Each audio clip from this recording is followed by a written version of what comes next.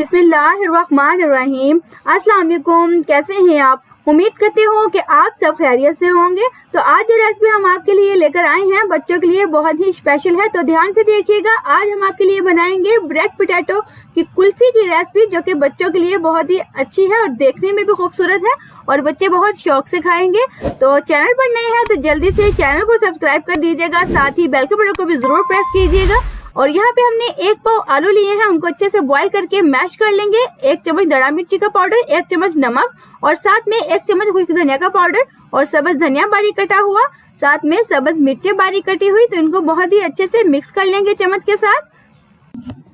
तो देखिए माशाल्लाह से बहुत अच्छे से मिक्स करके इसको एक साइड पे कर देंगे। और अभी ब्रेड लेंगे, ब्रेड के किनारे जो है वो छुरी के साथ हम इस तरह से रिमूव कर लेंगे और इनको ज़ाया नहीं करेंगे, इनका हमने ब्रेड क्रम्स बना के रख लेना है। और अभी बेलन को लेंगे, बेलन के साथ हमने इस तरह से ब्रेड को अच्छे से दबाकर बेल लेना है। और एक प्लेट में हमने 1/2 कप मैदा ऐड करना है।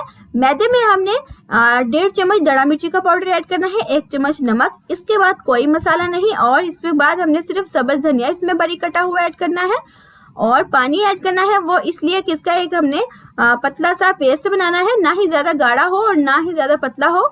और इस तरह से आपने चम्मच के साथ इसको मिक्स करते जाना है ताकि इसकी कोई गुठली ना बचे, और इस तरह का तैयार कर लेना है। और ब्रेड के किनारों पे चम्मच के साथ आपने इस तरह से लगा लेना है, ये देखिए। और इस तरह से लगाने के बाद हमने इसको दबा लेना है दोनों साइडों से पकड़ के। एक किनारा हम नीचे की साइड पे रखेंगे और एक ऊपर, ये देखिए। इस तरह से एक बहुत ही प्यारी सी कुल्फी तैयार हो जाएगी। ये देखिए, नोक भी बहुत अच्छे से बनेगी। चैनल पर नए हैं तो जल्दी से सब्सक्राइब कर दीजिएगा, लाइक और शेयर भी जरूर कीजिएगा।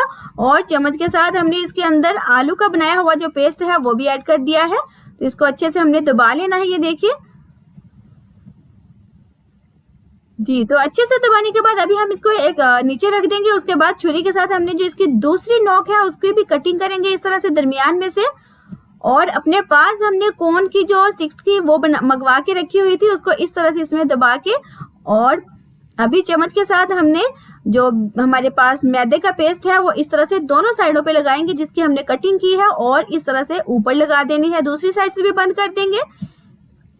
इसी तरह से दबा के आपने दोनों साइडों से इसको बंद कर देना है। बहुत ही आसान और बहुत ही इजी तरीके से ये जो कुल्फी है तैयार हो चुकी है।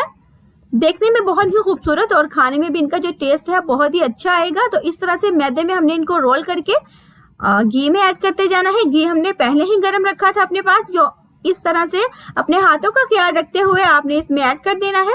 और 1/2 मिनट तक आपने इनकी साइड जो है वो चेंज नहीं करनी, लो फ्लेम पे पकाइएगा। तो अभी हमने इनकी सबकी साइड जो है वो चेंज कर दी है। तो इनका लाइट सा ब्राउन सा कलर लेके आएंगे, जिससे इनकी जो खुशबू है वो भी बहुत अच्छे से आए और ये अच्छे से पक भी जाए। तो सभी को हमने इसी तरह से फ्राई कर लेना है। तो देखिए माशाल्लाह से सभी को रेडी करके हमने रख लिया है। देखने में खूबसूरत और खाने में इनका जो टेस्ट है वो उतना ही मजे का है। तो आपको हमारी आज की रेसिपी पसंद आई हो तो हमें प्यारे से कमेंट में जरूर बताइएगा। अपना बहुत ज्यादा ख्याल रखिएगा, दुआ में याद रखिएगा। इंशाल्लाह दोबारा हाजिर होंगे किसी न्यू रेसिपी के साथ। तब तक के लिए अल्लाह हाफिज।